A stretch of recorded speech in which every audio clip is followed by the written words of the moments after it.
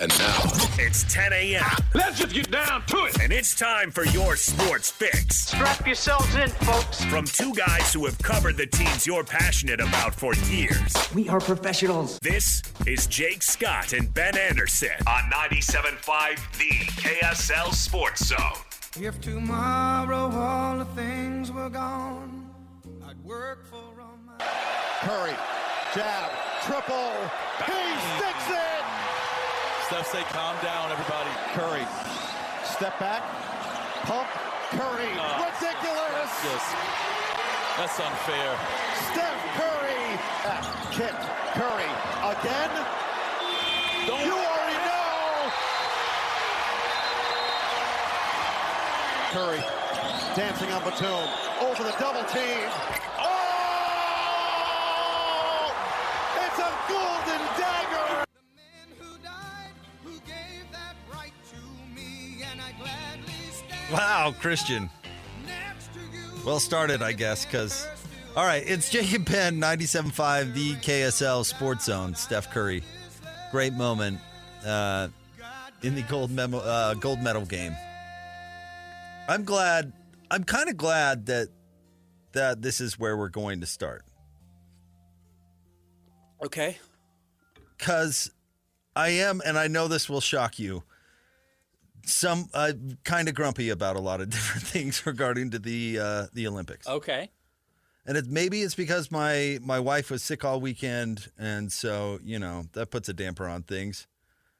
First of all, anybody saying that this is the greatest moment of Steph Curry's career needs to step back and punch themselves right in the face. Okay, interesting, because this is a conversation that's being had in the basketball world right now. And it's so annoying and so just where you think that whatever is happening to you right now is the greatest thing that has ever happened in the entire world, or the most dramatic thing, or the most bad thing, or whatever. A little short-sighted, perhaps. To come out and say, okay, a top 10 player of all time who's won all these championships, playing against actual teams, and somehow that this is the crowning moment of his career is laughable. I mean, Carlos Boozer has a gold medal. Right. No, that's the name I was going to bring up. To Carlos Boozer, but there's been a lot of slappies on Olympic teams that are not in the same stratosphere. Christian Laettner has a gold medal. Right. Yeah. No, I'm like you brought up 2 points. Ludicrous. And real quick, Carl Eagle is whatever his name is awful. Oh, you don't like it? Oh, it's so bad. Listen to that. Those weren't awesome. You think it was Miracle on Ice. Gal, Al Michaels, when that actually happened, didn't get that worked up. Gal, it's just I agree with you. I didn't think those calls were good. Ian, stay in France. Is that his name? No, that's the old man. Oh. Noah Eagle.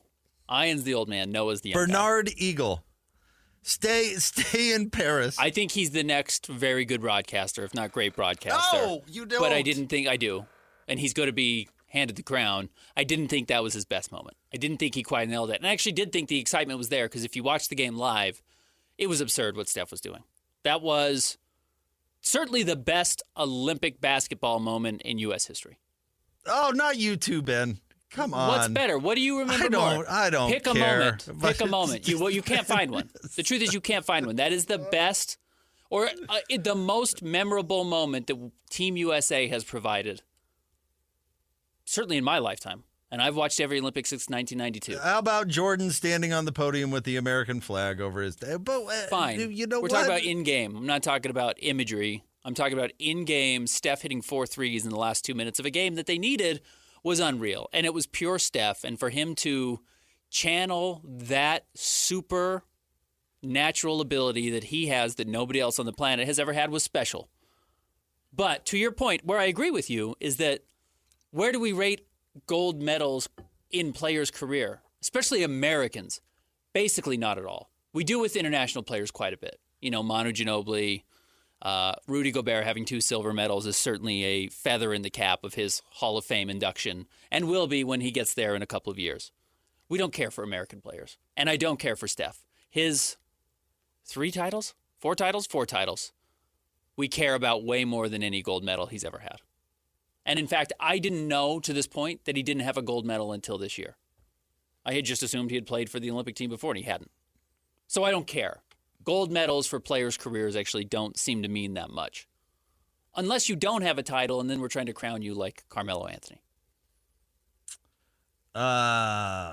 Okay. Yeah. I don't care. Yeah, I don't. Because nobody says, John and Carl didn't win an NBA title, but they have 2 gold medals. Yeah, nobody cares. No. So I wouldn't throw that on Steph either. Not the best moment of his career. Crowning moment of his entire career. No, it wasn't. Nope. And then the other thing that I'm grumpy about, Ben, listen, I have watched my fair share of closing ceremonies in the Olympics. I get it that they're artsy. Mm-hmm. I was prepared for them to be artsy. Mm-hmm. Like the Beijing Olympics closing ceremony was artsy. The Olympics here in 2002 was artsy. They're not wheeling out Tara Lipinski and Johnny Weir in his butterfly hairdo because we somehow expect something other than artsy. But something has to happen. That was 3 hours of nothing happening. I was so frustrated because my daughter was using it as an excuse to stay up. Yes. And I was like, okay, well, this feels like it's going somewhere, so we'll hang out here for a second, and then we're going to go to bed. And then a half hour passed, and nothing happened. And then I forced her to go to bed. I came back upstairs. I was like, okay, something's eventually going to happen. It can't just be this gold moron dancing around the whole time. Something has got to happen. And then my wife was forcing us to watch it until Tom Cruise, because she knew he was going to show up, do his thing. And she's like, I want to see this. And I thought to myself, why would you possibly want to see this? Who cares?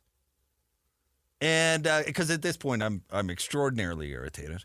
But listen, don't put out nothing and then say, well, it's artsy. No, that was okay. A waste of time. I think there's fair art criticism there. An absolute waste of time. Something has to. Even the athletes walking in was boring, like more boring than it usually is, and it's usually really boring. So, my experience, I didn't watch it. So I'm coming in a little blind to this. The part I did watch was a little bit last night at like 7:30. Don't waste your time. I was doing laundry, and I saw the gold guy dancing around, and I assumed, that was 5 or 6 minutes because I heard how they introduced it, and it was, you're right, it was a little avant-garde.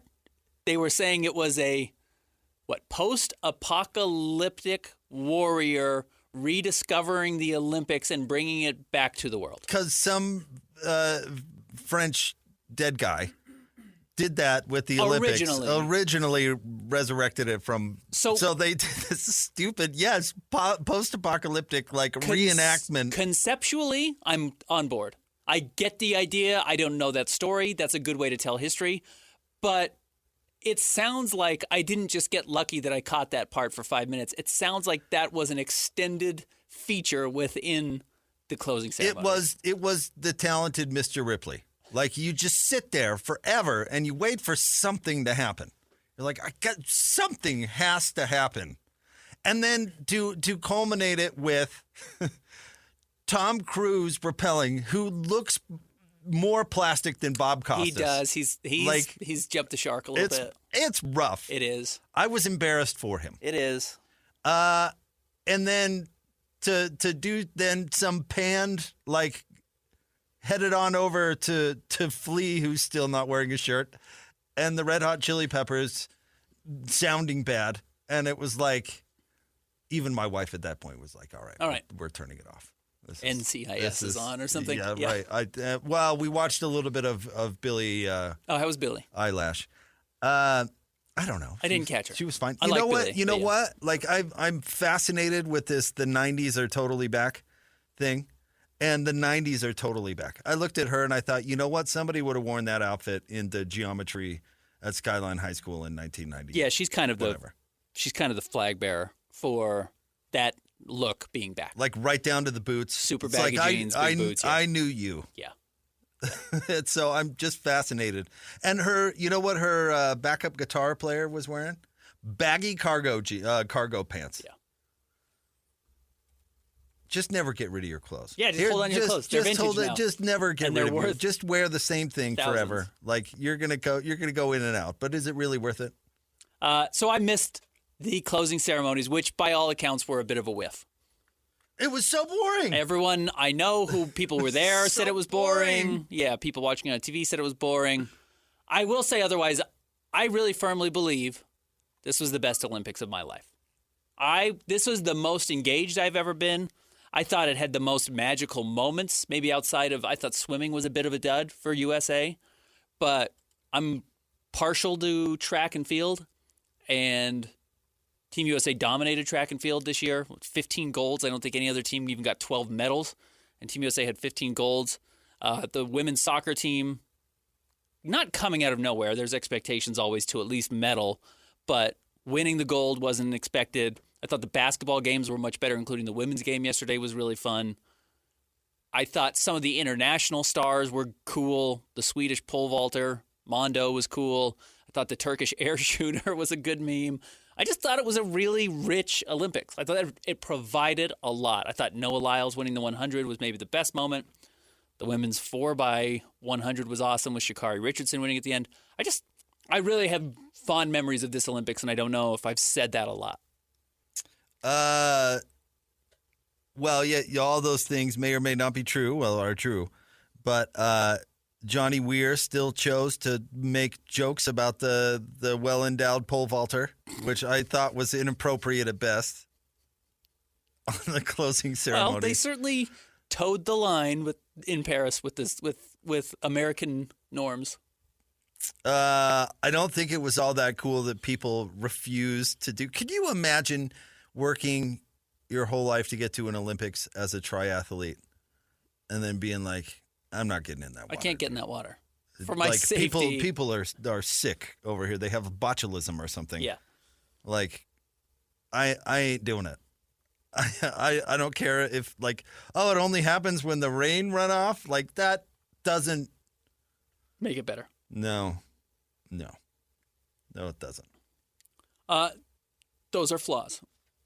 And you know what? Maybe I'll call them, it adds character. The weird breakdancing chick was weird. The breakdancing thing was funny. I don't know if we should keep breakdancing around for the next round. Was she a performative artist? Is that what eventually settled out of that? No, it was one of these weird situations where X amount of people qualify, and if you win your country's or you're in your country's top X, you make it. And she's like a 37-year-old teacher, right, who is in Australia. Who just stole money from the Australian government. Around on the floor and became an international superstar overnight. No, there is something else going on. Goofing around. Going out there and goofing around. Like, she actually is a breakdancer, but, like, was making a political statement or something. That's got to be a little offensive if you are a true, dyed-in-the-wool, dedicated your life to breakdancing. It's totally offensive. And, like, somebody shows up and is like, I got my spot. I'm here making a fool of myself. Listen, I understand. I went to ski events when the Olympics was here. Like, a big part of the field, you only see the top 2 or 3 competitors on TV. A big part of the field is your skier from Ecuador who may or may not make it to the bottom of the course. I understand that there's a wide variety of skill sets because you just have to qualify for your country, as you point out. But that wasn't even breakdancing. That would be like showing up on top of the ski hill in a sled. Yeah, right. I'm doing something different. I'm going to try something else. That would be like Christian just going over there and doing it. There is no way that person went through any sort of qualifying with that routine. It's the only person who signed up for the election. I have seen cool runnings. I know you have to hit a specific time to even qualify for the Olympics, let alone the final round. What, did they only do one heat? What is this sport? That wasn't real, though. I might, and I've battled this with my own personal skateboarding experience, but I'm on board with Olympic skateboarding of where do you leave art, which dance is art, and go into competition. And skateboarding really toes the line of what is it? Is it a competition or is it an art form? And breakdancing is far more in the art form environment to me than competition. And I get there are breakdancing battles, et cetera, but it's like, how are you grading this? Yeah, well, I get it. Figure skating. I get it's far more difficult to do, but at least in figure skating, they're like, you have to do a triple axel, you have to do a quad, you know what I mean? Like, you have to do these different things, and they are graded differently. It doesn't seem like Ray Gunn, the 37-year-old Australian breakdancing part-time teacher, was checking the boxes of what's required to medal. Well, what you're complaining about right now is why a lot of people, and I think it's more than you'd think, will not watch judged sports because there's too much room for shenanigans. Okay. Or at least, or if you don't want to say shenanigans, say dumb people, like dim bulbs, like we were talking about the other day.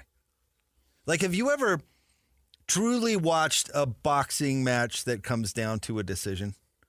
Every time there's somebody who had to be taking a leak during the whole match that is like, oh, I'm back. Oh, well, I think that guy won. Yeah. Because, like, I've seen I'm not a huge boxing connoisseur, but I know a one-sided match when I see one. You know what I mean?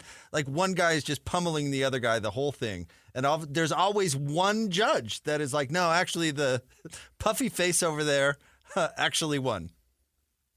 And so that person doing that is either doing that because they're on the take or because they're just extremely dumb. The French judge that rigged it for the Russians. Mm-hmm. Like, it's too easy to do that. It is. We know about that one. How many others out there? My wife was obsessing about the story yesterday.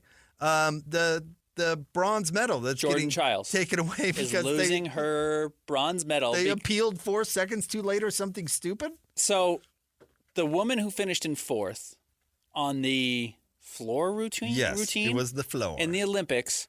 Was misjudged, to your point, of the judges didn't recognize that one of the features that the woman did in fourth was actually deserved to be graded higher, which does go back a little bit to my conversation of ice skating where you have to hit, a triple axel or whatever, and they have certain scores that come with it, and if you land it, you get X amount of points.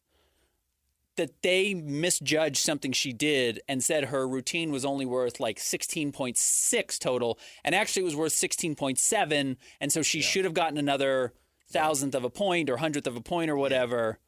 And they went back and watched hers and upgraded it, and then Jordan Childs was late filing her grievance by, less than a minute, and lost her bronze medal as a result. This is all very dumb. This is why people are frustrated. Hey, it's all very Nathan dumb. Chen got a gold medal at this Olympics. He's an ice skater from Hawthorne Elementary School right there on 7th East and 17th South. Because they went back and realized that the Russian team was doping throughout the Winter Olympics 2 years ago, so they re-awarded him this year. Yeah, there was a lot of those. Right. Those weird things going on at the Olympics. But no, I mean, think of like these judges. Think of something an extreme amount about. And then think if you were judging something like that for people that know nothing about what they're watching. What percentage of the audience watching gymnastics actually understands what they're looking at? A fraction. Less than 1%. Easily with how many people are watching it for the only time every 4 years that they watch it. Myself included. So you can buffalo anyone you want. You're never going to be held accountable for it unless you're blatant about it, which I think was the problem with the French judge, right? That they realized that was so far off. So out of nowhere. Yes, you're exactly right. The Olympics are such a dog and pony show. It by definition it is, yeah, right? And I'm really torn on it because I do like it, because I do like sports and I do like the competitive nature of it. But it's the other side of things that I really don't. Have you heard people make that argument? And I don't even know if I buy into this, but all you're doing is platforming governments that we really should be ignoring. Does that make any sense? Sure, it's an entire worldwide sports washing. Right, like North Korea can have. Didn't they have a medalist in table tennis or something like that? Like, there was some controversy with North Korea over the weekend. Yeah, if you missed the person who showed up to the Olympics dressed as Kim Jong-un. Oh, that Not from North Korea. They were protesting North Korea essentially being there. But yes, it was. Yes, we let everyone in, other than Russia. I thought one of the great moments was Brittany Griner getting emotional Absolutely. during the national anthem, and then her comments after were really great. That was a very memorable thing. The country that was imprisoning her for no reason hosted the Olympics 10 years ago. Yeah. Right. I'm with you. And it's then sports washing. And then that sleazeball, the Bach or whatever the head of the Olympic Committee is like, dude, you put Olympics in Rio when they had no business going anywhere near Rio. They've got way bigger problems than funding an Olympics, but for whatever reason, hey, Rio, they put it in Beijing twice. Yeah, it makes a country look good regardless of what's happening in its surroundings. Right. I don't think that's going on in Paris necessarily. I'm glad we're getting in here in Salt Lake City. LA's good in 4 years. I've always had this opinion that they should pick 4 venues and just rotate them between those. Because really, most countries, if you don't have the infrastructure, have no business building the infrastructure to host a 2-week event. And it doesn't make any sense. It's not the launching point you would think it would be. It does not start the growth in your environment most places, even though people will look at it and say, look, that's exactly what it did for Salt Lake City. We were on an upward trajectory. The Olympics came through as we were growing. Why did Salt Lake initially get onto the scene to possibly host the Winter Olympics in the first place? Because the U.S. ski team was here. Yeah. Already. Yeah. The infrastructure was here. The beginnings of it were here. It made a lot of sense. There's a reason the U.S. ski team was here in the first place. So, I don't know. I'm torn on that sort of thing. But no, France is fine. In fact, 3rd time France has hosted the Summer Olympics. Makes a lot of sense. Have something to do with the origin story. All the things. Yeah. Didn't Draymond Green and Steph's wife get arrested or something? Oh, did they? Did you see that? They at very least got hassled by, well, I guess in Mexico it's the federales. What do they call it in France? What's what do they call cops in France? Christian, are you Googling now? I probably should read these stories before I bring these things up. Involved in tense confrontation with French police, but I don't see a name for the French police. What are police called in France? The municipal. Like the munis? Yeah, the munis. Tensions were high with the cops? And Draymond Green was involved? Would you believe? As long as he didn't put anybody in a headlock. Man, every room that guy walks into, tensions are high. Yeah. He brings it with him.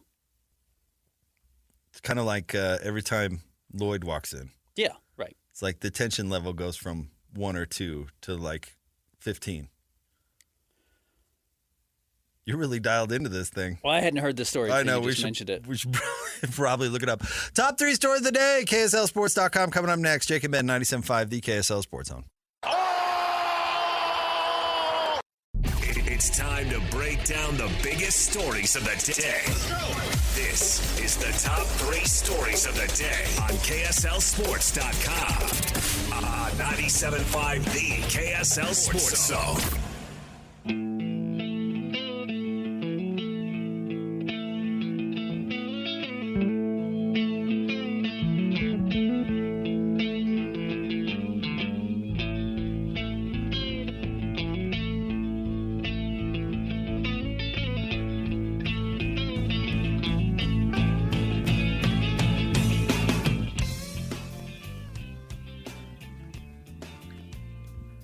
Jake and Ben, 97.5, the KSL Sports Zone. Jake, Scott, Ben Anderson. Time for the top 3 stories of the day, KSLSports.com. Brought to you by J. Brooks Jewelers. 2 locations, one on Winchester Street across from Fashion Place Mall, the other at Traverse Mountain in Lehigh. I know playing shirtless is Flea's thing. I get it. But do you hit an age where you got to put that shirt back on? Or is it like Bret Michaels where he can never cut his hair? As long as he's wearing more than just the sock, which was his thing for a bit, and sometimes not even the sock, I'm happy. As long as he's got pants on or shorts, he likes the tall socks and the Chuck Taylors. I'm cool with Flea. I'm just telling you, as I get older, I realize this too more and more. Just old guys don't look good without their shirt. No, we don't. We just don't. And by old guys, you mean like anything after 36. That's when it starts to. So, Christian, you're creeping up. That's when it starts to go Enjoy down. your shirtless time. Yeah. Mine's behind me. I realized that at the beach. Yeah. I've got a rash guard. I'm going to wear it forever. Now, see, I'm not ashamed to let it all hang out. I mean, I'm not going to put my shirt on by any means. But I realize I'm not doing it to put on a show anymore. You're not wowing anybody. No, and I don't think Flea wowed anybody yesterday. No. All right, Christian, where are we starting today? Number one, the Jazz announced multiple signings over the weekend. 3 signings for the Utah Jazz. 2 we expected. We knew they had come to terms with Drew Eubanks. He was signed Saturday. Today, the Jazz have signed second-round draft pick Kyle Filipowski. What we did not know, but kind of an interesting signing for the Jazz, Svi Mykhailiuk is joining the Utah Jazz as well. Former Kansas wing, been in the NBA for 6 seasons now. Pretty good shooter, big body, and I would expect him to play right away.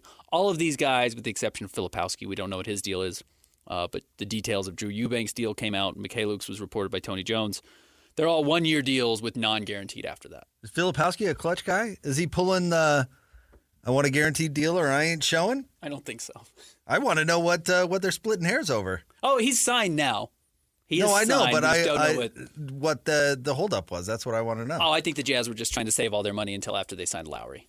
And he was the lowest priority because they have a slotted thing in the second-round draft pick that you use to sign your players. It's just not predetermined, but you have a second-round draft pick slot when you own a pick. So I'm not sure. I more enjoy fantasizing about the, like, oh, fine, dude, we'll put Nathan's all beef hot dogs in the practice facility. Golly. We have a chef for this sort of thing, but if you're going to be a pain in the butt about it, then here you go. You get the aux cord on Tuesdays. Yeah. You can choose the music on Tuesdays. God, just sign. Sign the paper. No, and you know what, somewhat fascinated by the fact that Rich Paul could flex on LA with THC, with hot dog. Yeah. Like, you have to sign a guaranteed deal to my second round pick? I do? It's pretty amazing. It's pretty amazing when you think about it. And a lot of those, I mean, those weird $10 million deals where he signed a 3-year, $30 million deal, 10-year average, speaking of hot dog, it feels like that day in the NBA is gone. The number of really good players who are having to sign for minimums this offseason was crazy. It's because there was a real lack of cap space. Maybe as every team gets a little bit more money with the TV deal coming in, we will see more bad contracts, but along those lines, Jazz didn't sign any bad contracts here. We were joking about Drew Eubanks' agent being an all-star for getting him $10 million. It was $5 million. And by all accounts, as we talked about last week, Jazz are shopping him today. Right. He He's just signed a his body. Deal. He's a $5 million expiring contract, as is Svi Mykhailiuk, who's $3.5 million, and then has 3 non-guaranteed years in a row. That's an expiring deal. So the Jazz can combine those 2 players and have about $8.5–9 million to trade out if they want an expiring. 3 non-guaranteed years? Every year is non-guaranteed after this year. Now, that is a bad agent. That's a forever expiring contract. That is not a good agent. I think, let me look it up. I think his agent might be Boris. No. I think his agent might be Boris. No. Let me look. Our guy? I might be wrong. Let's see, Real GM agent. Listen, you have no potential to make any more money. We're going to make all... Is it Boris? It is. Wow. Hey, how do you think he got signed? What a surprise. What a surprise. What a surprise. Boris's guy. Hey, maybe Lowry will take $12 million less if I've got another guy who needs a job. If you want to sign him. What do you think? Svi Mykhailiuk needs a job. He sure does. We'll give him 4 years, all non-guaranteed.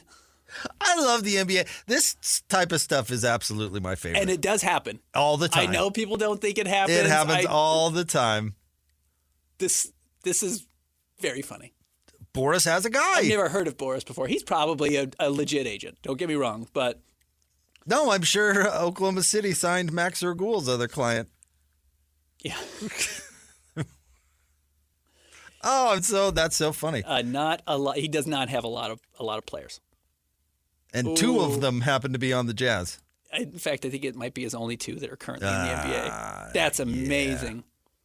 Boris, you smooth operator. Yep, he has two players actively in the NBA. They both play for the Utah Jazz. They sure do. What a coincidence. All right, next. Number 2, the first AP Top 25 poll just barely came out as we started the show. Utes, number 12 in the AP poll. Boris is both his ages clients. Oh, okay. Yeah, that's probably about right. I mean, they're picked to win the Big 12. In fact, you could probably make an argument they should be higher. Oklahoma State comes in at number 17. Kansas State comes in at number 18. Arizona comes in at 21. Kansas comes in at 22. So some love for the Big 12. Yeah, so their top team arguably should be higher. I think that's fair if you want to make that argument. I totally understand the question marks around the University of Utah. Well, Notre Dame is going to suck, and they're at 7. Michigan has some real questions. I would guess they end up sucking. Their coach is going to be suspended. They lost their quarterback. Florida State's going to suck out loud. They also lost their quarterback, right? Who was so hurt they're going to be moving down. Penn State likely going to suck. Here's the knowing nothing about it. Here's the top 5. Georgia 1, Ohio State 2, Oregon 3. They're Oregon not going to be only great. got one first place vote though. Texas 4, Alabama 5. I'm not believing in Texas going into the SEC and running roughshod over that conference. Sure aren't. So sure aren't, Bob. So, yeah, there's going to be some leeway. There's going to be some movement. There's going to be an opportunity to move up. You would think so. So, oh man, this feels like college football is here. I do love that it felt like the Olympics got out of the way for the NFL preseason. Start getting games going on Sundays, like we saw last night, and or yesterday morning, I should say. And the Olympics is like, well, we can't compete with that. Let's make sure we're off the air when the NFL starts up because they take up all the room when it comes to sports viewership. It's fun to have the NFL back. It's fun to have college football back, and the AP poll feels like that's where we're headed. Stinkin' Riley coming in at 23. We will be talking about games less than 2 weeks from now, right? Odds Stinkin'. Week 0. Hey, Odds Stinkin' has a job after this year. 1,000%. You think? Chicago Bears offensive coordinator or head coach. Oh, he's headed to the Bears? Yeah, absolutely. Doesn't get run from USC, but gets he might get run by the Bears. But it'll be the same way. Who's the coach at USC? The basketball coach who went to SMU. Oh, Enfield? Who quietly quit, but was pushed out. He's going to quietly quit, but instead of going to Southern Methodist, he's going to go to Chicago. Do you think Enfield regrets recruiting Bronny James? Do you think that ended up being a good career move for him? Yeah. There are those, like, this dream person wants to marry me. This celebrity wants to marry me. Got to marry that person. Jason Alexander, not George Costanza. Other Jason Alexander, I have to marry Britney Spears. Or I'm Chris Humphrey. I have to marry Kim Kardashian. You're like, oh, that was it. There was a clear before and after in my life, and that was one of them. Rough. Yeah, recruiting Bronny James was a pretty clear before and after for Andy Enfield. That was a bad idea. Didn't work for me at all. All right, what's next? Number 3, Zach Wilson played well in his Broncos preseason debut. Buddy, we got a new starter in Denver. Well, I knew it wasn't going to be that guy Stidham because everybody. Remember, we had. He did start, right? Stidham he did, started, but he was never going to be the guy because he stinks, and he's always stunk. And everybody thought, well, he was there last year. Well, the whole reason he was there last year is because he stinks. It doesn't cost any money. Bo Picks was 2 and actually played okay. Throw Nix, man. He played great. Throw Picks, my guy.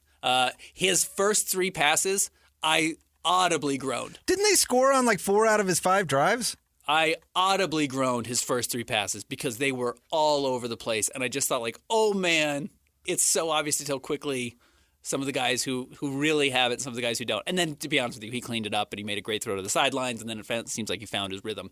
He does not have what former BYU and Utah wide receiver coach Guy Holliday would call JU ice juice that Caleb Williams has. Caleb looked pretty special. Oh, and it comes back to Hard Knocks. He did, man. And it comes back to Ben consuming propaganda. He's got that juice you're looking for. I Juice. didn't feel Give that. me a break. I didn't feel that from Bo Picks. Oh, you didn't feel it. But he ended up with a much better game. I'm sorry. Ben didn't feel anything from Bo Nix as he in his first game as a rookie scores on 4. How am I defending the dunk?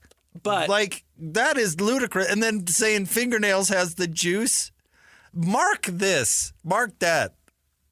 Let's play it as fingernails has lost his 6th game in a row. But he's got juice. Ben feels. He feels it. But Zach Wilson was explosive. And I think there's a real chance Zach Wilson's going to play some games for the Broncos. He needed to have a big game. He could not have come out and looked disastrous as the 3rd stringer in Denver. And he looked really good in the game. Yeah, he's trying to save his career. Yeah, absolutely. And he might be better than Stidham. He's where Baker Mayfield was when he signed with the Rams in the middle of the year because they didn't have anybody on the roster. Flacco and the Browns? Is that most recently what it was last year? And led them, was very good. Yeah. Did he? Or was he just standing upright on an all-star team? Yeah, not bad. It's a not terrible way to live. So let's see. Let's see how Zach plays. That was a good start. He needed that. He's got to stack a lot of It was good. pieces. I mean, not Caleb Williams good. There's no juice. But I I didn't see mean, the Ben JU didn't ice that I'm looking feel the juice. So I don't think he's going to make it. I mean, I wouldn't sign him based on that take alone. So we will see. Excited to watch this Broncos quarterback race. There's nothing to watch in Chicago. Caleb's got it. Caleb has it. It being juice. It being a roster that traded the former starter so that he would be By default. The starter. I get on that train, Ben. Enjoy Hard Knocks. All right, stay tuned. We'll have more coming up next. Jake and Ben, 97.5, the KSL Sports Zone. Whether it's the Jazz, Utes, Cougars, or Aggies, these guys have got you covered. Time to eat, fellas. You're locked on to Jake Scott and Ben Anderson 1, 2, 3, move it. on 97.5, the KSL Sports Zone.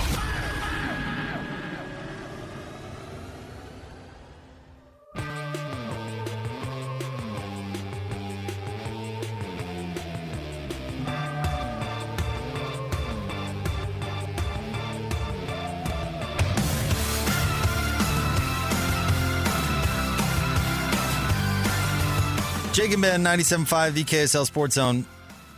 I want to remind you about Peach Doors and Windows. Amazing home transformations begin with Peach, where 5-star reviews are the norm.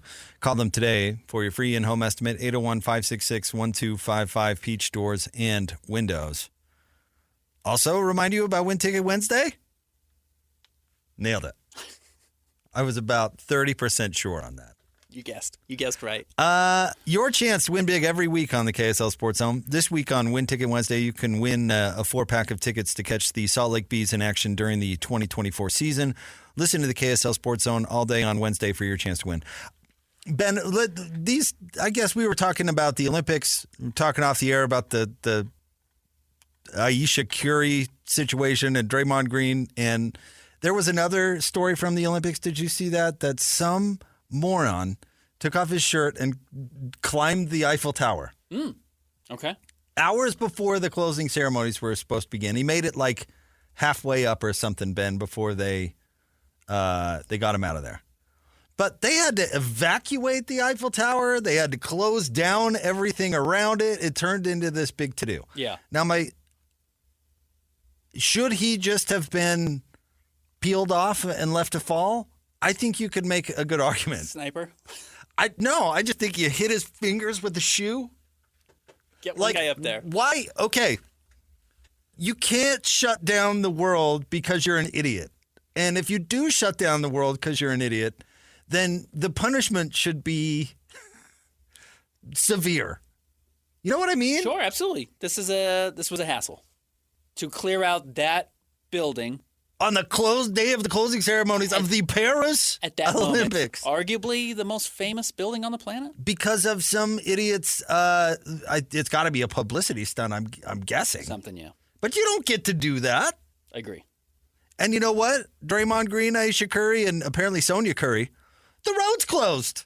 Yeah, they were trying to go down a road that is restricted. Nobody can travel on this road. The president of the country was apparently heading down somewhere in the neighborhood, and they closed the road.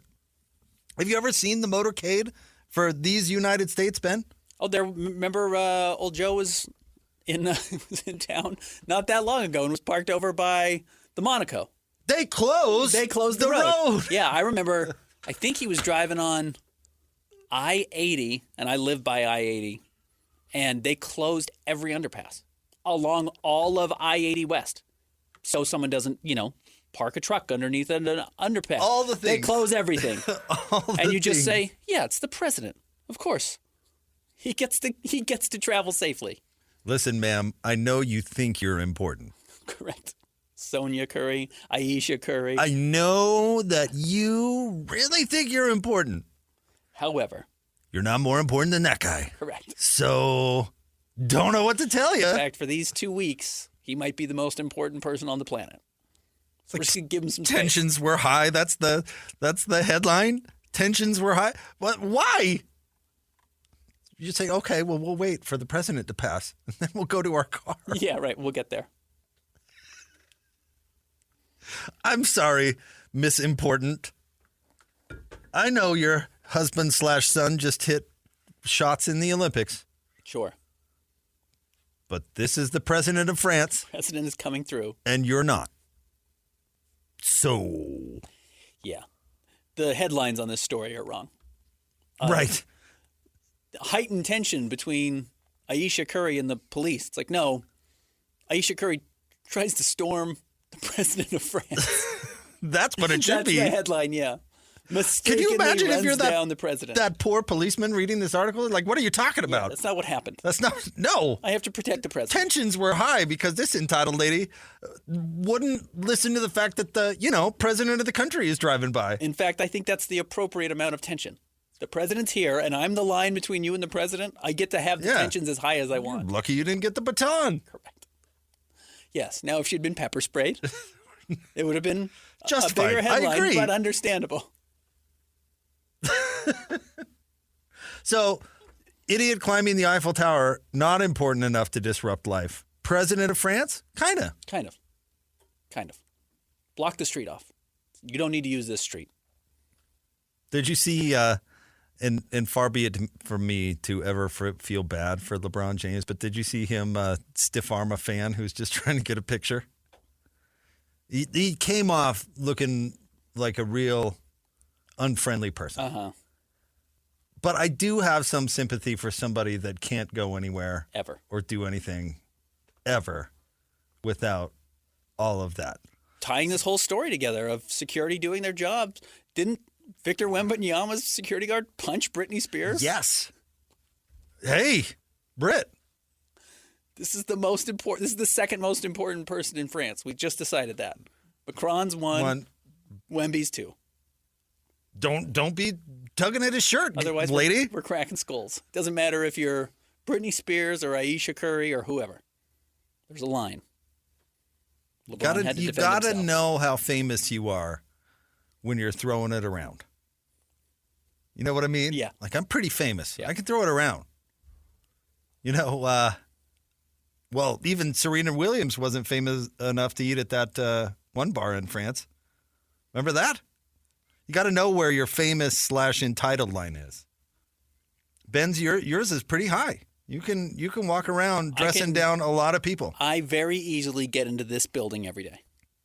Nobody hassles me. Like, you could probably walk into JB's and yell at the person to sit you down, But if you tried to do that at the Alta Club, it probably would not work. No, yeah, you got to know your know your line. That's what I'm saying. You got to know your tier. Exactly. And hope that my wife isn't policing the door. Poor Miss America. Because she told Miss America where to go. No pass, no pass. If they would have written a story about that, it would have been like tensions are high with Sundance volunteer. Yeah.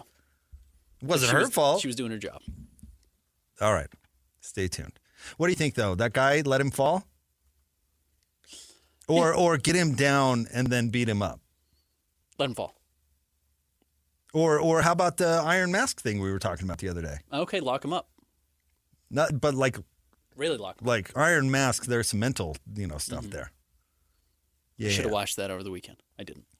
Well, you can't climb the Eiffel Tower, bro. I'm with you. Even though it looks ripe for climbing. Can't do it. Not safe for you. And also, nobody knows what you're up to. There's a lot of public safety involved. All right, stay tuned. More next. Jake and Ben, 97.5, the KSL Sports Zone. The sports you love, the teams you can't live without. Get a sense of urgency! This is Jake Scott and Ben Anderson on 97.5, the KSL Sports Zone.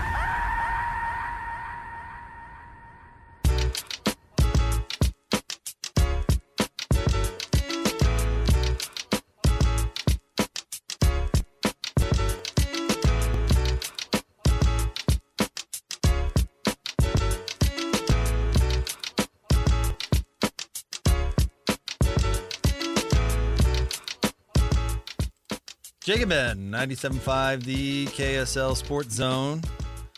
Jake Scott, Ben Anderson. Want to remind you to nominate the sports volunteer you know for the Hercules Hero of the Week. Submit your nominations at kslsports.com/contest and listen every Thursday afternoon to JJ and Alex for the winner. Help us celebrate the efforts of those volunteers making an impact with the Hercules Hero of the Week, sponsored by Hercules Credit Union. Ben, I was telling you, this is the first year my daughter's going to do organized soccer, not just rec, roll the ball out. Soccer. Yeah. I'm telling you right now, I'm going to put those assistant coaches through the meat grinder. If they want my nomination for Hercules Hero of the Week, well, I'll tell you what. I'm going to set a high standard, buddy. Go above and beyond. I mean, you better be nailing it. Bringing treats. I want to see real improvement from every kid. Game 1 to game 6 or however many they play. I mainly mean just play my daughter. Exclusively. Exclusively. As much as she wants. And you could be nominated. No, that's we love Hercules Hero of the Week. They're great. Ben, you think Team USA had the greatest win and the greatest game and the greatest Olympics of the greatest of the great? The greatest. This is not the greatest performance from any U.S. Olympic team. I think it will always be difficult to outdo the dominance of the 92 team based on the raw scores and the fame of those players compared to the rest of the basketball world. I think as far as individual game moments, this win over France, even more so than the 17-point comeback against Serbia, I will remember, namely because we had a classic moment. We got a classic Steph Curry moment, which I couldn't tell you classic moments from other players in previous Olympics. Because it's never close. Because it's never close. Exactly right. It's never close. And you needed Steph to go superhuman, which we usually don't need. We don't usually need to see that from Team USA. Someone doesn't have to take over. They're so good and up by so much that you see a lot more of, the scrubs like Jason Tatum on the roster and Tyrese Halliburton, with all due respect to those NBA All-Stars who could not get on the floor. You don't need Steph to do Steph things, and he had to. And it is still fun that, it's not like Steph's LeBron's age, but he's on the latter half of his career. He's in the twilight. That if this is Steph's last great moment in a game of consequence because they were not willing to trade whatever they had to get Lauri Markkanen, this is not a bad memory for Steph. This is not a bad final great moment for one of the greatest players in basketball history. Yeah, I mean, they should have benched Dusty LeBron if you want to talk about Jason Tatum should have played. And LeBron did win MVP, which I don't know what that means. I don't know who else has won MVP of the Olympics before. I doubt it existed. But LeBron did win it. You don't say. You think Adele called up and said, start this award. Hey, Macron. LeBron needs this because people are talking too much about Steph Curry and not enough about LeBron. So... Hello. Yeah. Yes, ma'am. LeBron James, MVP. So that was fun. It was a fun final chapter. The same way, what it does have in common with the 92 Olympics was it was a chance to see three of the greatest to ever play the game who had been not enemies, but certainly, opponents, joined forces to compete. And in 92, it was Larry, it was Magic, and it was Michael. And in 24, it was KD, it was Steph, and it was LBJ, it was LeBron. So to get those three, that's cool. That's the imagery we will see. I like the gray in LeBron's beard. It represents how old he is, and I think it's fitting. But that Steph did it in such a Steph way, which was he made 4 shots that nobody else on the planet can make. And maybe they can make the first one, or maybe they can make the first 2. No one's making the third and the fourth, especially his fourth one over Nick Batum, dribbling in and out of traffic, taking a crazy shot, and putting that game to bed was pretty remarkable. And that was fun. But it was not the dominant performance a lot of people think. And I think, though, I owe you a chicken salad sandwich, and we will address that and figure out if we're door dashing them or however you want them delivered. I'd feel a little justified that this was not a cakewalk for Team USA. And I'll be curious what they look like going forward. They're going to win the next one, too. They should. They always should. I am curious what the team looks like 4 years from now. It's very difficult to project because it might be some of these kids that are coming into college the next couple of years. But Anthony Edwards will be a face. Tatum will be a face. I would imagine Cody Williams, Utah Jazz forward's older brother, Jalen Williams, will be a face. And by then, LeBron should be blessedly gone. Out to pasture. In theory. Chet will be on the team. No, you know what? LeBron will retire for 2 years, and then Adele will call somebody and be like, "You want the MVP back? Let's get the MVP back for one more go-round." But Adele, he hasn't played in 2 years. We don't care. Because you know what? People aren't talking about LeBron, and they need to be talking about LeBron. They need to be back on the Bron train. They need to be back on the Bron train. We're trying to keep Bronny in the league, for crying out loud. I don't think we'll see KD again. I don't think Steph will play again. In the Olympics, 4 years is just a long way. These guys need as much time off. I mean, Steph could be retired by then. You can't tell me, though, that Anthony Edwards isn't a better player than LeBron right now. No, I think LeBron's still better. Than Anthony Edwards? Yeah. You're crazy. Yeah, still better than Ant.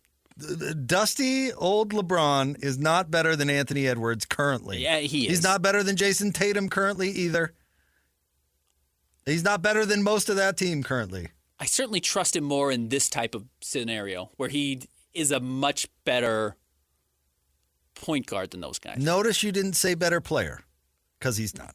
Okay. There are certain spots. I would still take LeBron over Ant. I would listen to Jason Tatum. If I need to win next year, or let's say this year. How much did LeBron win last year? Oh, yeah, his team is a joke. His team is a joke. But see, that now you're falling into the LeBron trap, where nothing is his fault.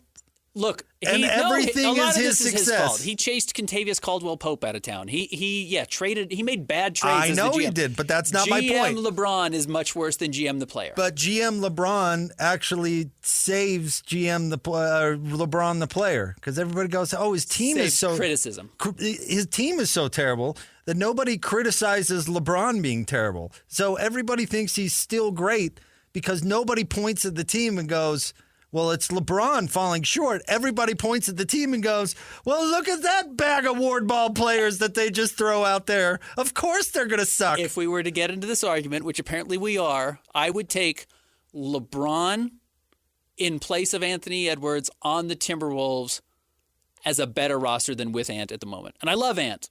That's crazy talk. I love Ant. That is lunacy. But LeBron with that roster is better than Ant Edwards on that roster. Nope. And I would say the same thing about Jason Tatum. False. Oh, false. He just won the title. No, I mean Jason Tatum over Anthony Edwards. I don't know if I would take...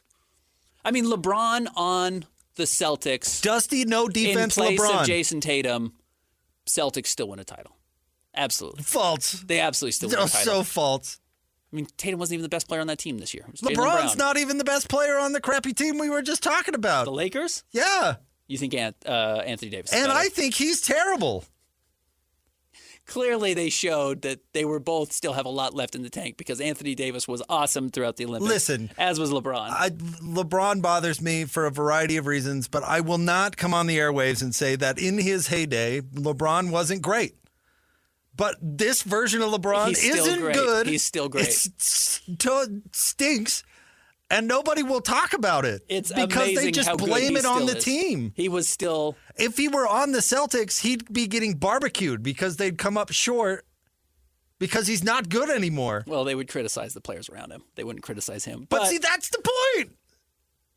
That is the point. But I think if it's not LeBron losing, it's the cavalcade of morons. If we're going to, it's never LeBron losing. They won't even let the stupid graphic they put up after every single game, whether it says win or loss, and then there's a picture from the game. Yep. He won't let them put his picture on losses. Yes, he is not the face of the losing graphic for the Lakers. It's always somebody else, and the wins are him. Does that sound to you like somebody who is secure that they're still one of the best? No, sounds to me like somebody who's trying to cover up the fact that they're 49 years old and not very good anymore. There is a level of detachment there and protection for LeBron James's greatness, that it's insulated from criticism in a way that is not fair.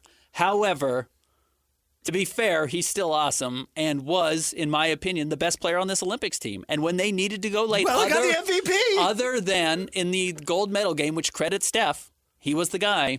LeBron had been the player they went to, and I would still note that was pretty awesome defensively, including was a huge difference maker in the fourth quarter against Serbia when he was guarding Nikola Jokic for big possessions, and because he is so strong, he was able to stand up Jokic. Just because Steve Kerr is a coward and doesn't want to pick a fight with Adele, they're forced to play LeBron the whole time.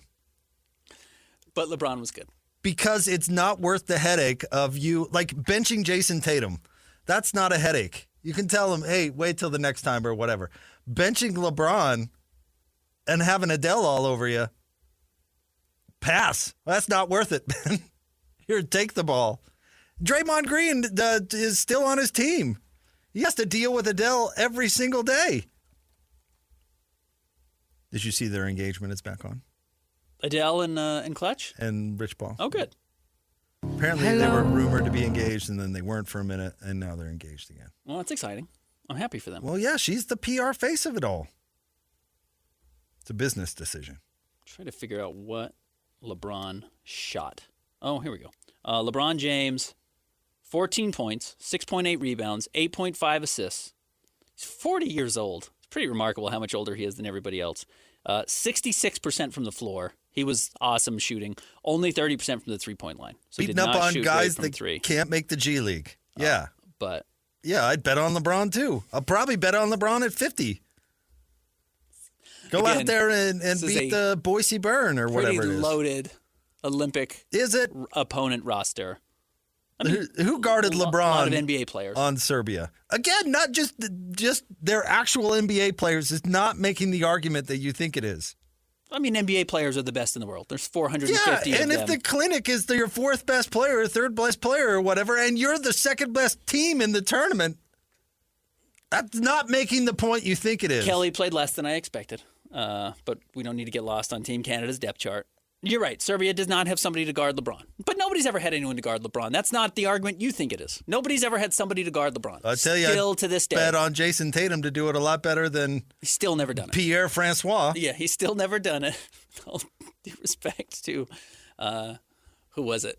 Pierre Francois, by the way, was the most French name I could think of. Yabusele Gershon, who, this is no inside information at all.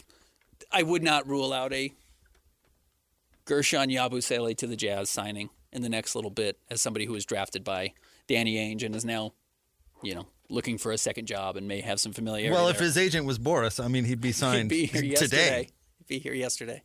So, you're right. They don't have incredible players suited to defend the best of the best in the world. You could have just ended it after incredible players. But they have good players. France is still good. To the point where they did bench Rudy Gobert, though he was good in the second half. He came in and the French coach turned to him. And you saw it. Jordan Clarkson tweeted it out. I think he was exactly right. The amount of space Rudy still creates for offensive players is crazy with his screens. Just every time France needed to get an open shot, they ran a pick and roll with Rudy, and the shooter got a good look. They just didn't make shots. So let me get this straight. Team France has some NBA players. Mm-hmm. What, like 4 or 5? Yeah, probably that.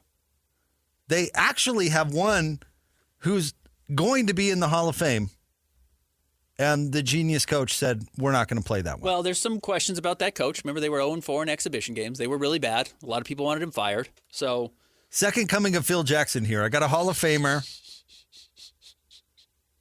And you know what? I think he's the problem. I think you're the problem. And don't give me this spacing garbage. You've got 3 good players, and you're telling me you're just not going to use one of them? He did not figure out ever how to get Wemby and Gobert on the floor at the same time. I'll and figure maybe it it's out. not possible. Maybe it's not It possible. is possible. They got to the gold medal game and played better after he benched Rudy. It'd be not like Rudy's fault. if we here at KSLSports.com and KSL Sports Zone and KSL Channel 5 had formed a skateboarding team, and we said, you know what, Ben, why don't you sit this one out? You're the only one with any experience, but you're toast. You're one of the best defensive players on the planet, but we don't think we can use you. Wait, coach, you can't use me? Rudolph G. Gobert? I'm making $60 million a year to play this game. And Pierre Francois is getting my minutes? I'll be curious how Rudy bounces They should back. fire that coach today. Imagine Nate calling you and be like, hey, Ben, we don't need you on the skateboarding team. It's not your. We don't think you create enough space. It's another area of everybody expertise. else. We like the upside elsewhere. I'll be curious how Rudy bounces back. Not that, again, it's not like he You should played defect. poorly. And I don't know if he's still on the Olympic team 4 years from now. You know, he's 31, 32. Going to be playing for Team USA if he's smart. He's gonna do the Joel Embiid thing. Denounce No, his he should. citizenship Yes, exactly. and come play for the U.S. Hard pass. I'll be curious what Rudy has to offer this year in Minnesota. I think talks about his decline after how poorly he played his first year in Minnesota. Bounced back, won Defensive Player of the Year last year, but then again had some difficult moments, obviously, in the playoffs. Luka Doncic hitting that 3 over him in a huge moment. Felt like he ended that chapter very poorly and then had a rough summer with France. I'll be curious what he does next year. Curious about Minnesota's upside. I think they're going to be really good again. Why wouldn't No, they? they should still be good. They should still be good. I don't know if they're any less flawed today than they were before, and that's the problem. But they've got a better player than LeBron on their team. And I'm not even talking about Rudy. Cat. Certainly not Cat. Jaden McDaniels. I like him, but no. Anthony Edwards, who you love. I can't believe you're buying the propaganda bin. So frustrated. Joe Ingles. Did you see who was it? Somebody on a podcast was making fun of Paul George because his biggest rival at one point was Joe Ingles. Oh man, I have to go look that up. I shouldn't bring that up without knowing. All right, stay tuned. We're going to talk to Cole Bagley coming up next. We're going to talk a little Utah Hockey Club. He's been busy at work at KSLSports.com. And we had a groundbreaking today. An unveiling today out at the is it Southtown? Yeah. Did Shovel hit the dirt? The shops at Southtown. I hope they brought they should put Ryan Smith in a big backhoe. I'd let him just start digging in there. No more the hard hat and the shovel or the scissors and the big ribbon. Get me in. Get Ryan Smith on a crane with a big wrecking ball. Oh, screw that. I'd want to do the dynamite. Yeah, right. Have the plunger. Yeah, that's what I'm saying. And blow up the building. Macy's. Yeah. Now we're talking. Ryan, if you want to do things big, do it big. ditch the shovel, brother. And don't do that wimpy. Get some dynamite. Don't do that wimpy like implosion thing they do with buildings either. I want debris on I-15. Right. All over. Everywhere. Like that city that blew up the whale. Have you heard that? Absolutely. That is easily one of my favorite bits of audio. There was a beached whale. And in they like the 70s they or couldn't something. move it, and they or thought the best 80s. way to do it is with dynamite, and they didn't realize that they were going to blow up a rotting carcass. Pack it full of dynamite, and all that dynamite would just incinerate the whale. Kind of. And they blew whale parts all over their town. Was it Cleveland and did it with balloons, right? They were unveiling this big thing, and they unleashed 1 million balloons at one time to set a world record, and the balloons, of course, just wreaked havoc on the city. Well done, everybody. Do you fire the city manager or whatever whose idea was the dynamite? God, Larry, that didn't work at all. There was one guy who said, "This is a lot of dynamite." Way to screw that one up, Bob. God, why do we ever listen to you? This guy was making the sale for all this dynamite in a town that has never bought dynamite before. And he was thinking, oh, it's like the Music Man. It's like, this is a lot. You sure you want this much? And they were like, yeah. He's like, all right, box it up. Oh, I thought you were talking about like some traveling dynamite salesman was like, I can fix your problem. You got trouble right here in Portland City or whatever it is. Big whale, huh? You guys need some dynamite. I'll tell you what, this dynamite will just do a dynamite job. Stay tuned. Cole Bagley's next. 97.5 DKSL Sports Zone. Who's got it better than us?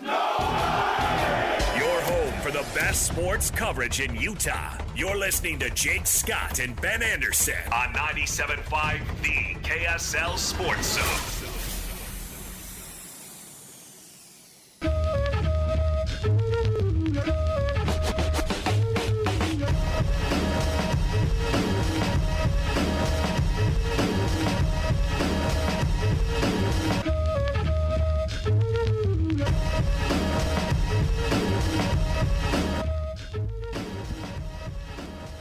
Jake and Ben, 97.5 The KSL Sports Zone. We might be talking to Cole Bagley this segment, but he's big timing us for somebody important. Andre Tyranny. Tyranny? The coach. Yeah. For the Utah Hockey Club. Bear. Yeah, I'd interview the Bear first, too. Big basketball news locally. Yesterday, Utah women's basketball lands Liana Sneed out of Texas, a 5-star recruit. It's got to be the first 5-star recruit ever in the history of the school. When you mix in Yegor Demine, Cannon Catchings, and I've also heard people say Canaan, got the most incoming high school basketball talent over the next couple of years that we've ever had. Sneed coming to Utah is a class of 2025, so she won't be in here until next year. But Catching's a borderline 5-star kid. Demine a 5-star kid. Sneed now a 5-star woman coming to the Utes. It's pretty cool. I'm excited to have some real live talent here. Not that there haven't been good players coming through, but top-tier talent coming through our schools locally. You think Utah is outbidding other schools for this person? So I was curious about this because unlike men's basketball, where the Big 12 is basically a step up from any other conference unless you're in the ACC, the Big 12, with all due respect, is a step down for Utah women. And Pac-12 is the conference. You know, you have Stanford, you have Oregon, you have a history of really good schools that compete. USC has been getting the top recruit in women's basketball several years in a row. UCLA historically has some talent. So for the women to go from the Pac-12 to the Big 12 and continue to land recruits is huge. And I'm curious about that. It must be a financial commitment. And maybe they're not putting that money into the men's basketball team, and they're relocating it to a place where they have a coach who is winning them games. And congratulations to Coach Lynn Roberts.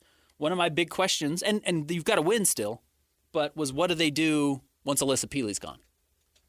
Because she wasn't an accident. She was a big recruit, also at USC, right? Recruited out of Alaska. Right. But no one knew she was going to become a first-round WNBA draft pick. She's a little bit like Jakob Poeltl, a little bit like DeLon Wright. Maybe DeLon's a better comp because they were a transfer. But you just didn't realize, you were getting a high level player stepping into your program that ended up being the best player on your team. Poeltl did that. DeLon Wright was that for a year. Alyssa Peely did it for 2 years with the women. I was curious, when you get a little bit of luck like that, how do you follow that up? Do you just completely become irrelevant again, or do you maintain that level of success? Following Alyssa Peely, we'll see what they do this year, but by adding a 5-star player next year is a really good sign. Well, I asked the question, just I wonder how NIL stuff is being distributed, because in this terrible, and I mean like in so many ways, system that we have created, there's no accountability for how much money is pumping through the collective or whatever, which is supposed to be against the rules in the first place, which is hilarious. But there's no, who's making the decision on where the NIL money is going? Like you mentioned that maybe it's not going to basketball. Who's making that decision? Yeah, I think that's interesting. Like at BYU, for example, it seems to me that they're pouring a ton of money into basketball, and maybe they are football, but we're not seeing it as publicly. I mean, we know how much Kevin Young is making, which I can't tell you how shocking that is. Yes. Because that's never happened at BYU ever. Like I joked with Mitch Harper about it at the time. That's the white whale. Everybody has been chasing the story of how much BYU's coaches are making forever, and they're just flexing it. So who's making that decision? Is it the donors who say, I only want my money to go here? Is it the collective, who's running these collectives? Right. Yes. And with BYU specifically, it feels like a reallocation of money. And now we're so early on this NIL process, but it feels like there's been a reallocation of Keaton Slovis money to Yegor Demine money, right? Like that you're investing in Cannon Catchings. You're investing in some of these players to come and land at BYU on the basketball side of things. And that investment may not be there as strong on the football side. And I'm curious if that's what's happening at Utah. We know what's happening on the football field. We've seen it. You see the sponsors. You see the trucks. You hear about the Utah Collective a lot. But where is it going with the basketball program? Is it trending towards the women? And you know what? You probably get a lot better bang for your buck. Because I bet there's a lot of sexism in the NIL world. And I point this out. No, I'm not trying to be controversial, and I think you'll get my point. But the nice part about how it used to be done is everything had to be equal. Title IX. Hard and fast. Everything had to be dollar for dollar. That's how it worked. It provided a lot of benefits to a lot of people for a long time. But now, apparently that great law doesn't apply to NIL for some reason that I still haven't really totally been explained, at least to my satisfaction. But now collectives, I mean, how many collectives are investing in women's sports? I bet you the ratio sucks. Oh, yeah. It's probably 20-1 men to women, right? At least? Dollars spent? I would say. It's probably 50-1. Yeah, I was going to say you're probably a little low. I was talking just schools in general. Yes, UConn, right. Tennessee, Rutgers, Notre Dame. There are some places where I bet you women are making okay money. And in a public university system, in my opinion, that's wrong. Now, if you're a private schools have a little bit different, but private schools still take Title IX money. I mean, you're talking accountability to everyone. So you can just build these war chests and pay whoever you want with no transparency or accountability? I mean, I'd be curious to somebody, not like a Ryan Smith-like donor, but somebody that supports the collective or whatever at any of these universities. I'd be curious how much accountability you actually get. Yeah. Or input. If you're Ryan Smith, you can say this is going to the basketball program, and you guys go pound sand. And by the way, build me some seats. Your average collective donor, at least I'm guessing, doesn't get any sort of sway with where their money goes. No, at all. So the American taxpayer used to get equal for women and men. There was accountability for it. There's a law about it. Yeah. It's very prosecutable. And now we just don't care about that anymore?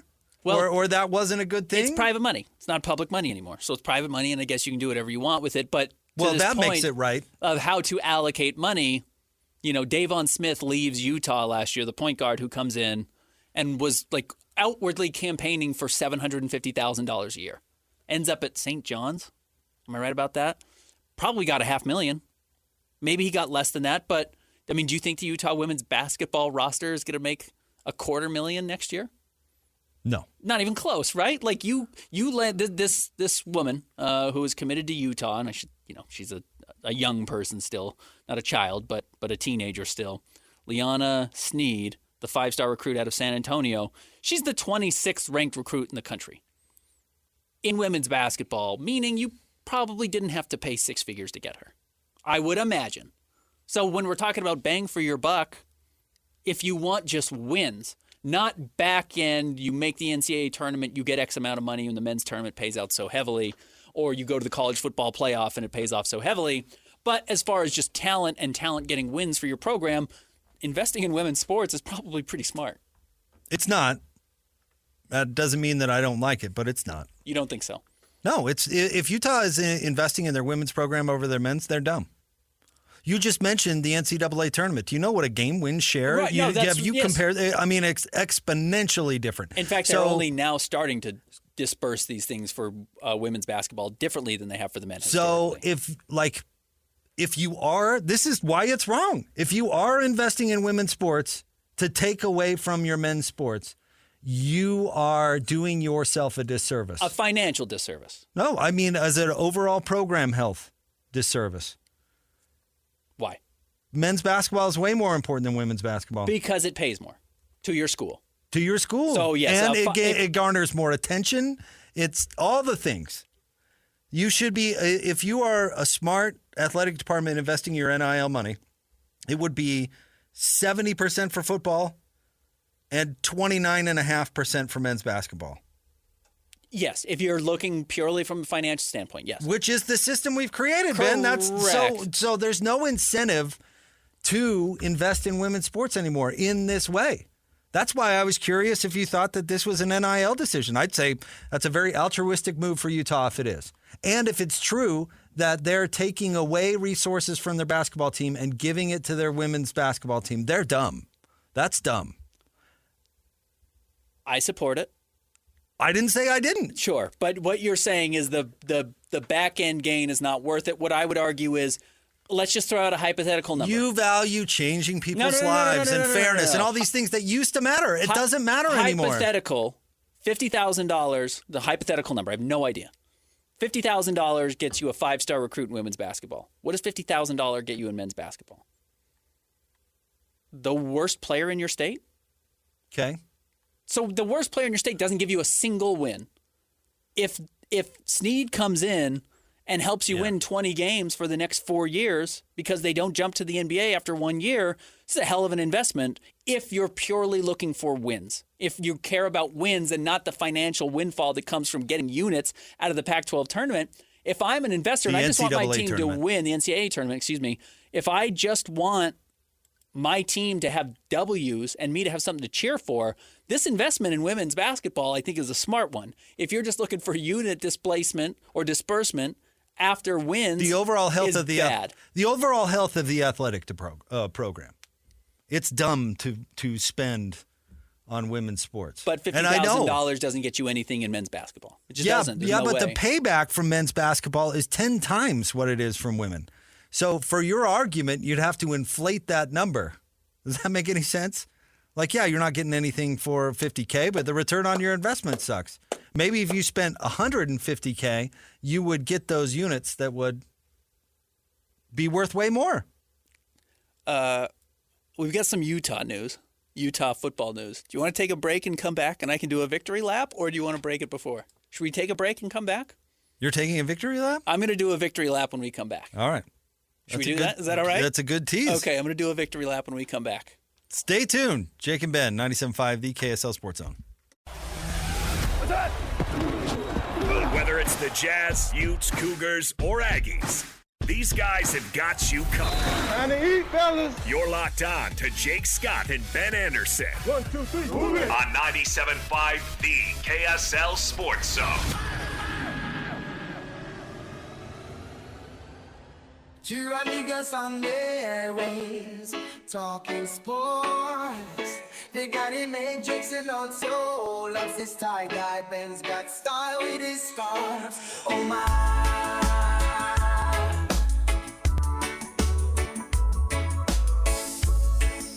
Jake and Ben, 97.5, the KSL Sports Zone. Jake, Scott, Ben Anderson. Want to remind you about Peach Doors and Windows. Amazing home transformations begin with Peach Doors and Windows, where 5-star reviews are the norm. Call them today for your free in-home estimate, 801-566-1255. Peach Doors and Windows. If there's one thing I've learned in 11 years of doing this job, covering not just the Utah Jazz, but BYU football and also Utah football, so I've got a decent feel, I think, for head coach Kyle Whittingham.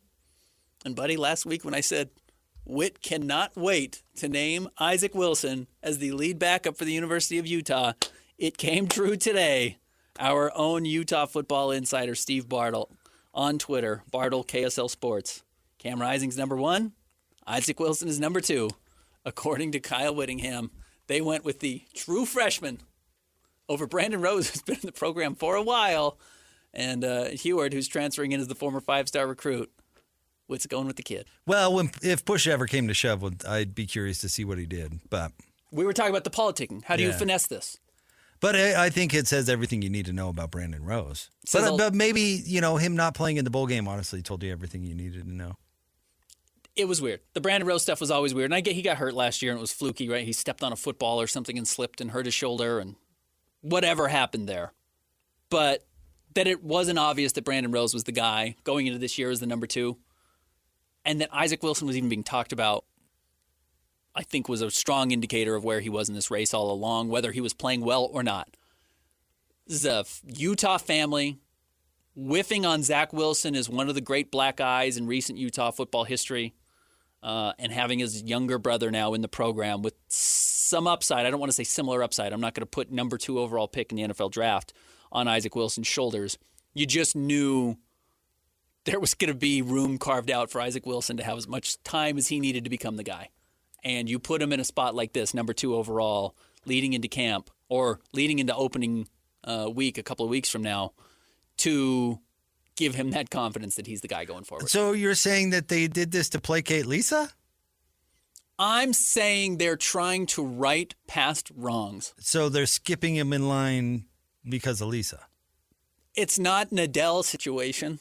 Past wrongs? What past wrongs? Isaac and Zach they whiffed on Zach. Are 2 different people. What does that have to do with Isaac? It has everything to do with Isaac. It does absolutely. It has nothing to do with Isaac. It 100% is righting a wrong that they messed up. If they're making that decision for that reason, then that's foolish. Utah has a history. And look, I'm not criticizing Kyle Whittingham. He's done one thing since he's been at the University of Utah: win.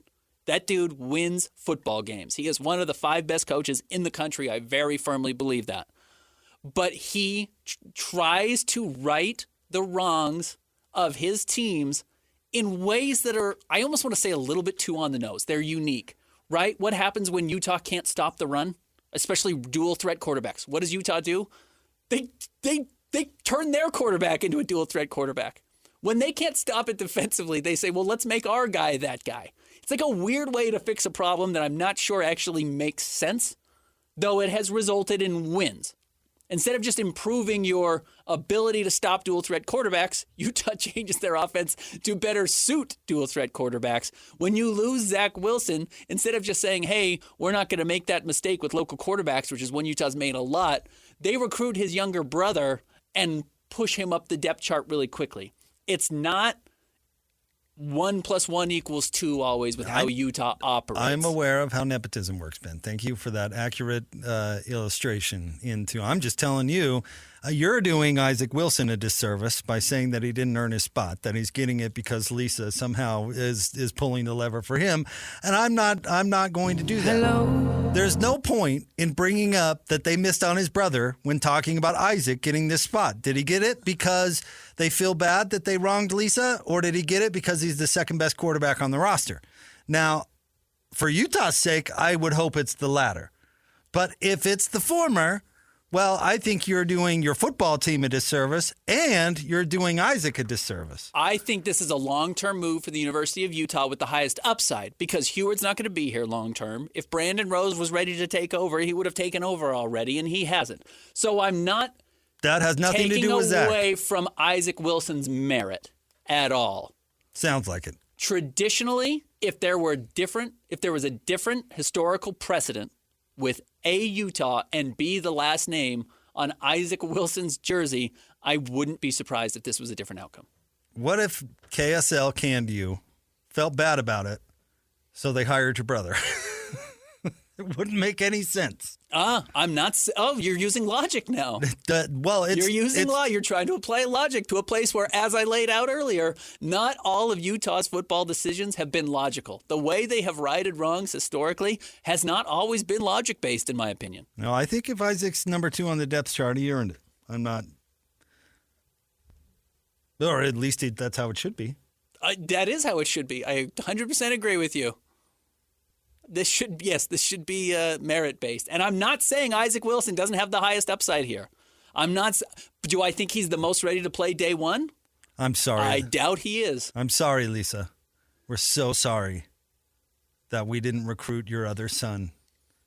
And we're going to put him your younger one, number 2 on the depth chart. You're Bronny James in that guy. Like you're. Oh, really? That happens in college sports? My goodness. But you're saying like Bronny James doesn't belong. You're telling me politics play a role in this? Does it play a role on this one? Huh? Does it? On this? Then this? Okay, I know it does with Bronny James. 1,000% yes. 1,000% yes. That is a mistake.